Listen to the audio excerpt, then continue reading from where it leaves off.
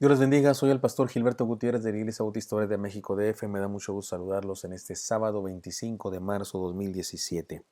Estamos con el Salmo número 44, en la primera parte. Interpretemos la vida con sabiduría, se llama esta serie, basada en el Salmo 44. En el texto bíblico dice así: liberaciones pasadas y pruebas presentes, al músico principal, Masquil de los hijos de Coré. Ya hemos dicho que Masquil es un tipo de salmo y hace referencia a un poema sapiencial. En este caso se trata de un salmo histórico que nos ayuda a encontrar principios saludables para enfrentar la vida.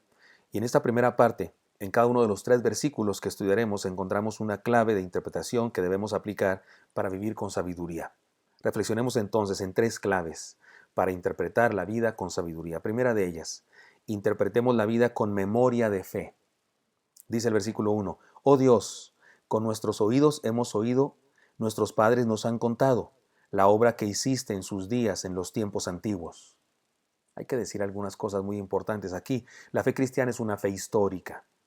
No somos los primeros ni los últimos en pasar por las pruebas que pasamos ustedes y yo ahora mismo. Otros han vivido lo que nosotros estamos viviendo y han triunfado con la ayuda de Dios. Dios ha permitido que la historia de su proyecto de salvación se registre para que no olvidemos quién es Él y cuánto nos ama. Este es uno de los propósitos maravillosos de la Biblia, que nos ayuda a recordar, a saber, a entender lo que Dios ha hecho a través de la historia en la vida de otras personas. El testimonio de los que pasaron por esta vida antes que nosotros nos alienta a seguir a pesar de lo que sea.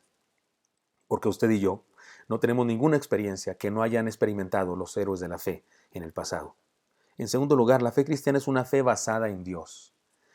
La historia secular se cuenta por las guerras, por los tiranos, por las injusticias, las matanzas. La historia de la fe se cuenta por los hechos portentosos de Dios. La historia de la fe no es la historia del hombre, sino la historia de Dios en y por medio de los hombres. Cada vez que usted y yo leemos de una hazaña, en realidad esa hazaña no es de David matando a un gigante, es de Dios usando a David para hacer juicio contra los filisteos que se oponían a la verdad de Dios. Las murallas de Jericó no fueron derrumbadas por un pueblo que marchó alrededor de ella, sino por un Dios todopoderoso que usó al pueblo que marchó alrededor de la ciudad para destruirla. Es decir, que la historia de la fe no es la historia del hombre, sino la historia de Dios en medio de los hombres. El testimonio de la historia de la fe nos revela quién es Dios y qué quiere. Esto nos alienta a vivir nuestro presente con seguridad. Cuando usted y yo estudiamos la fe, esta fe histórica, y descubrimos quién es Dios y qué quiere, entonces somos alentados para seguir. En tercer lugar, hemos dicho en primer lugar que la fe cristiana es una fe histórica, en segundo lugar que la fe cristiana es una fe basada en Dios, y en tercer lugar debo decirles que la fe cristiana es una experiencia probada con creces. No hay duda, la fe cristiana funciona. Si pudiésemos traer de los cielos aquí a Abraham, a Isaac, a Jacob, a Moisés, a David, a Gedeón, a los héroes de la fe, y les preguntaría, oiga, ¿les funcionó? Nos dirían, sí, por supuesto, funciona. Por eso digo que la fe cristiana es una experiencia probada con creces. Al leer la Biblia como documento histórico, ustedes y yo podemos reconocer esto, que no hay duda, la fe cristiana funciona, no hay por qué temer. Creer y seguir al Señor nos conviene.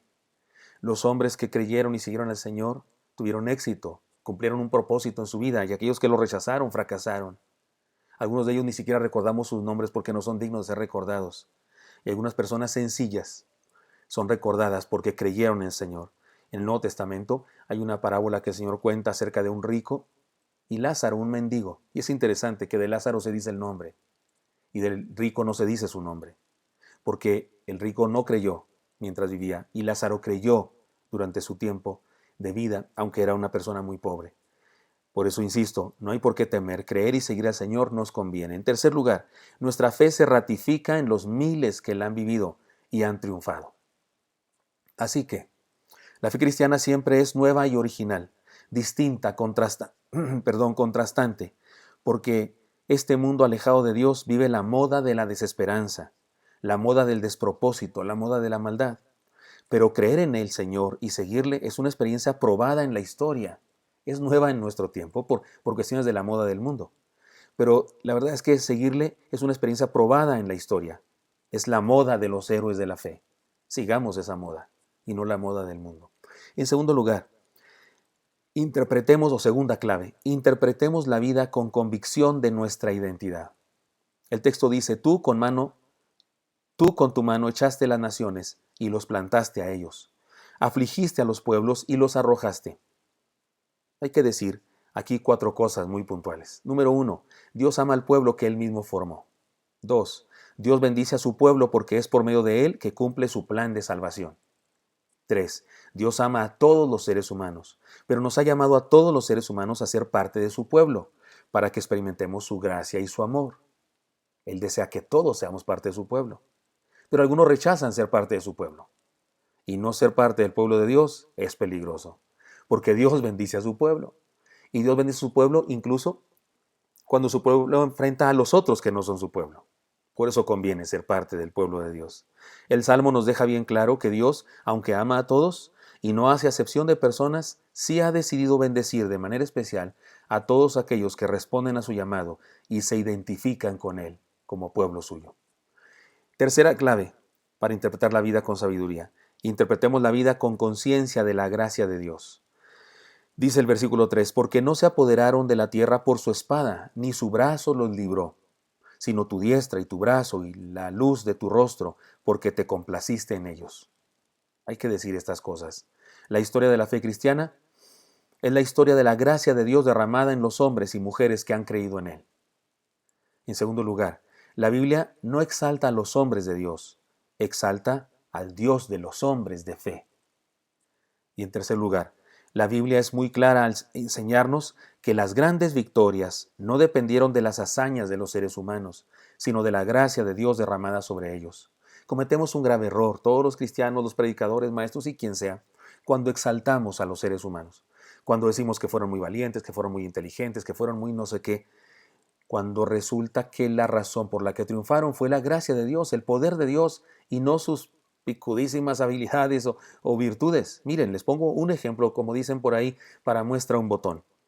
Cuando Gedeón y 22,000 israelitas marcharon a enfrentar a los madianitas, a Dios le pareció que eran demasiados para ganar. Como lo oye usted. No dijo Dios, qué bien, son muchos, con ellos puedo ganar la batalla. No, leamos lo que dice, se los leo. Y Jehová dijo a Gedeón, el pueblo que está contigo es mucho para que yo entregue a los madianitas en su mano. No sea que se alabe Israel contra mí diciendo, mi mano me ha salvado. ¿Está claro eso? Dios no quería que el pueblo dijera, por nosotros vencimos. Esto está en Jueces capítulo 7, versículo 2. ¿Y qué hizo Dios? Es decir, que lo que le preocupaba a Dios era que ellos llegaran a creer que por sus fuerzas ganaron la batalla. Si los hubiera dejado ir con esa convicción en sus mentes, hubieran sufrido una terrible derrota. ¿Qué hizo Dios al respecto? Los redujo.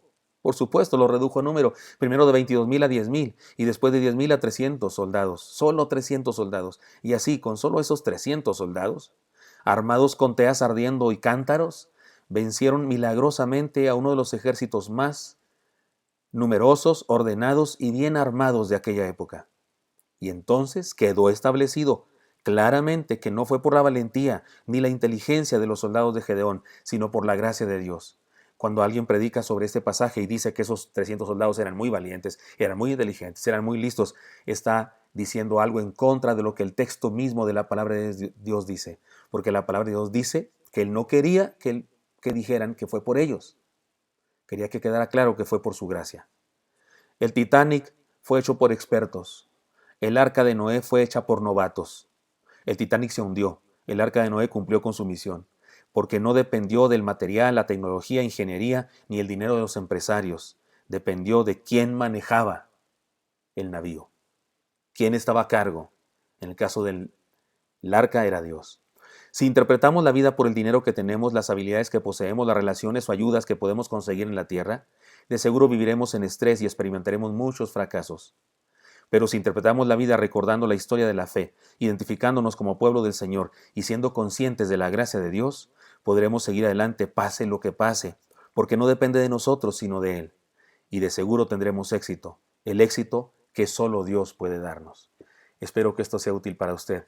Le deseo lo mejor y me encantaría encontrármelo el día de mañana. Hasta pronto.